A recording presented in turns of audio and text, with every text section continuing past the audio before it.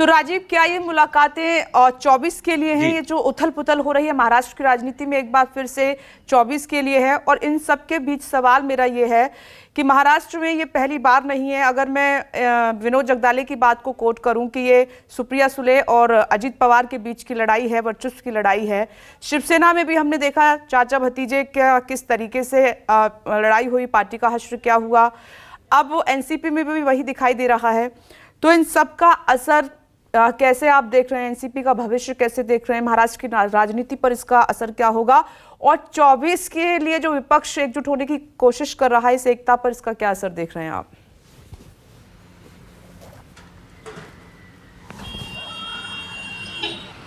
तो मेरे ख्याल से ट्रिप हो रहा है। देखिए विपनेश, महाराष्ट्र की राजनीति, आपके कार्यक्रम में कई बात मैंने कहा कि महाराष्ट्र की राजनीति हिंदुस्तान में राजनीति का एक क्लासिक एग्जाम्पल है। वहाँ जो कुछ भी हो जाए वो कम है। और इस सब के जो सूत्रधार हैं वो हमेशा शरद पवार पिछले 30 सालों से ज़्यादा वक्त से हैं। और शरद पवार जब तक हैं तब तक एनसीपी वही है जहां शरद पवार है। एक छोटा सा किस्सा मैं आपको बताता हूं। देवेंद्र फडणवीस और अजीत पवार ने जब शपथ सुबह सुबह ले ली थी, और कई बार ये कहा गया कि अजीत पवार शरद पवार की वजह से शपथ लिए नहीं लिए, बीजेपी की सरकार में शामिल हो गए। उसके बाद शरद पवार ने जब ये ऐलान किया कि ये उनकी मनमर्जी से नहीं हुआ है, तो उन्होंने एक साउथ मुंबई में एक वो चौहाड़ ऑडिटोरियम है, वहाँ पर उन्होंने एनसीपी के कार्यकर्ताओं की एक बैठक बुलाई थी, विधायकों की। वहाँ पर पूरे महाराष्ट्र के एनसीपी के कार्यकर्ता आए थे इस आशंका में कि कहीं पार्टी में दो फाड़ न हो जाए। मैंने कई किलोमीटर तक बहुत महंगी महंगी गाड़ियाँ, बहुत सारे कार्यकर्ता देखे। तो मैंने मजाक में एक कार्यकर्ता से कहा कि आप लोगों ने पैसा खूब कमाया, इतनी महंगी महंगी गाड़ियाँ हैं और ये है वो। तो उस कार्यकर्ताओं ने, और मैंने कहा आप अजीत पवार के साथ हैं कि शरद पवार के? तो उन्होंने कहा कि हम शरद पवार के साथ हैं, और साहब अगर बोल देंगे तो ये जो गाड़ियां देख रहे हैं इनमें 1 मिनट के भीतर हम आग लगा देंगे। ये सब उनकी वजह से है, हम उनके साथ जुड़े हुए हैं।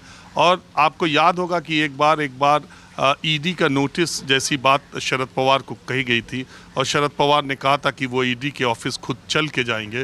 फिर मुंबई के पुलिस कमिश्नर को शरद पवार के घर जाके विनती करनी पड़ी कि आप घर से बाहर न निकलेंगे, क्योंकि महाराष्ट्र के तमाम इलाकों से लोग ट्रेनों से और दूसरे साधनों से मुंबई पहुंचने लगे थे कि अगर शरद पवार ईडी ऑफिस जाएंगे तो वो उनके साथ पैदल जाएंगे। अगर उतनी संख्या में लोग, जितनी अपेक्षा की जा रही थी, अगर उतनी संख्या में लोग मुंबई आ जाते तो मुंबई उस दिन थम जाती और पूरा मुंबई का काम रुक जाता।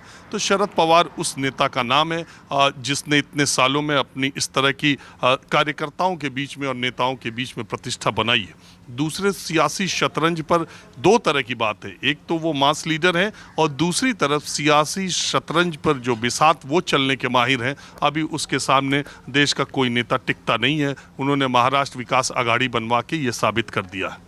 अब ये जो ये जो आप घटनाक्रम देख रही हैं, इस सब 2024 से जुड़ा हुआ घटनाक्रम है। सबको मालूम है, राजनीति के जानकारों का, कि इस देश में प्रधानमंत्री नरेंद्र मोदी को टक्कर देने के लिए 2024 में जितने राज्यों में जितने मोर्चे, जितने गठबंधन बन रहे हैं, उसमें सबसे मजबूत अगर ज़्यादा स्थिति कहीं है तो आज की तारीख में महाराष्ट्र विकास आघाड़ी की है। लेकिन वो तब तक है जब तक तीनों पार्टियां एक साथ हैं। दूसरा मजबूत गठबंधन बिहार में है। उत्तर प्रदेश के बाद सबसे ज़्यादा लोकसभा की सीटें महाराष्ट्र में हैं, 48 सीटें। बीजेपी को ये अच्छी तरह पता है कि इन 88 सीटों पर उसे नाको चने चबाने पड़ेंगे, क्योंकि उस तरह की कोई पार्टी है नहीं। दूसरी बात यह है कि पूरे देश में अगर सबसे कमज़ोर मुख्यमंत्री कोई है तो वो है महाराष्ट्र के एकनाथ शिंदे। आप देखती ही हैं उनकी पार्टी की संख्या कितनी है। पार्टी तो उनकी है नहीं, वो बागियों का एक समूह है जिसको कि बाद में पार्टी की मान्यता मिल गई। दूसरी भारतीय जनता पार्टी, जो 2 दशक पहले महाराष्ट्र की इन चारों पार्टियों में सबसे कमज़ोर पार्टी थी, यानी शिवसेना, एनसीपी, कांग्रेस और बीजेपी, इस चारों में सबसे कमज़ोर पार्टी थी, जिसने बाला साहब की उंगली पकड़कर महाराष्ट्र की चुनावी राजनीति में अपने कदम रखे थे। आज की तारीख में महाराष्ट्र में भारतीय जनता पार्टी के सबसे ज़्यादा विधायक हैं और सबसे ज़्यादा मजबूत पार्टी है। अगर इन पार्टियों में, कांग्रेस में, शिवसेना में और एनसीपी में किसी तरह की दरार, किसी तरह की टूट फूट होती है तो उसका सबसे ज़्यादा फायदा भारतीय जनता पार्टी को होगा। तीसरी बात, एकनाथ शिंदे 2024 में भारतीय जनता पार्टी के किसी काम के नहीं है। और दूसरी बात यह भी है कि जो भारतीय जनता पार्टी के नज़दीक जाता है वो भी जल जाता है, जो दूर रहता है वो भी जल जाता है। तो कुछ किया चाहे नहीं किया, एकनाथ शिंदे को भी आप देखिएगा कि आने वाले दशक में भारतीय जनता पार्टी निपटा देगी।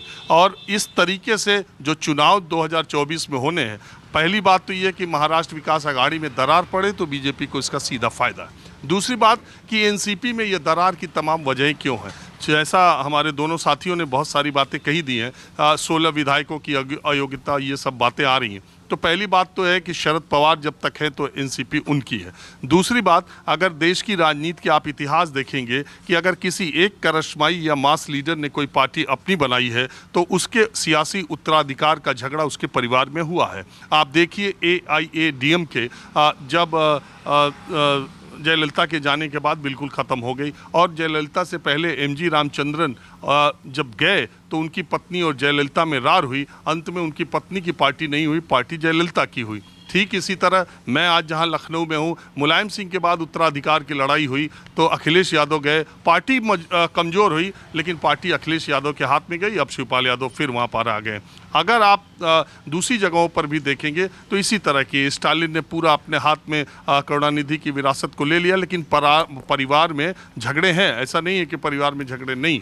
अब आती है बात अजीत पवार की और सुप्रिया सुले की। निश्चित तौर पे राजा का बेटा ही राजा होता है, अगर बेटा नहीं होता है तो उसकी बेटी को मिलता है। इतिहास में ऐसे उदाहरण हमेशा मिले कि उत्तराधिकार उसी को मिला है, बहुत रेयर है जब भतीजे भांजे को मिला है। आप उद्धव ठाकरे बाला साहब के रहते रहते ही सियासी उत्तराधिकार पर जब झगड़ा हुआ या पार्टी की विरासत पर हुआ, राज ठाकरे उनके रहते रहते ही बागी होकर के अलग चले गए। तो ये सुप्रिया सुले दिल्ली की राजनीति में बहुत सक्रिय हैं। अजीत पवार जो है वो महाराष्ट्र की राजनीति के एक पिलर बन चुके हैं। इतनी बार उप मुख्यमंत्री रहे, इतनी बार उनके पास इतने महत्वपूर्ण मंत्रालय रहे कि अपनी पार्टी के विधायकों और कार्यकर्ताओं में उन्होंने उनका काम करके एक बहुत बड़ा मुकाम बना लिया है। शरद पवार के रहते शायद अजीत पवार का डिफेक्शन इतना आसान नहीं होगा, लेकिन आने वाले दिनों में एनसीपी दो फाड़ हो जाए तो इसमें कोई अचरज की बात नहीं है। कुल मिला के 2024 लोकसभा चुनाव से पहले और ये सब जो घटनाक्रम आप देख रही हैं, 15 दिन बाद महाराष्ट्र में क्या हो ये कहा नहीं जा सकता। ये सरकार हो ना हो ये नहीं कहा जा सकता, महाराष्ट्र विकास आघाड़ी हो या ना हो ये भी नहीं कहा जा सकता। लेकिन ये जरूर है कि 2024 के लिए भारतीय जनता पार्टी ने अपने कदम बढ़ा दिए हैं और इस सारे घटनाक्रम से अगर किसी एक पार्टी को फायदा है तो वो है बीजेपी। बिल्कुल राजीव, आप सही कह रहे हैं कि एमवीए अगर कमजोर होता है तो इसका सीधा सीधा फायदा बीजेपी को महाराष्ट्र की सियासत में होगा। नमस्कार, मैं हूं मानक गुप्ता। अगर आपको हमारा ये वीडियो पसंद आया हो तो इसे लाइक और शेयर जरूर करें और हाँ, हमें सब्सक्राइब और फॉलो करना ना भूलें ताकि आप देश और दुनिया की कोई खबर मिस ना करें। तो जुड़े रहिए हमारे साथ और देखते रहिए न्यूज़ 24।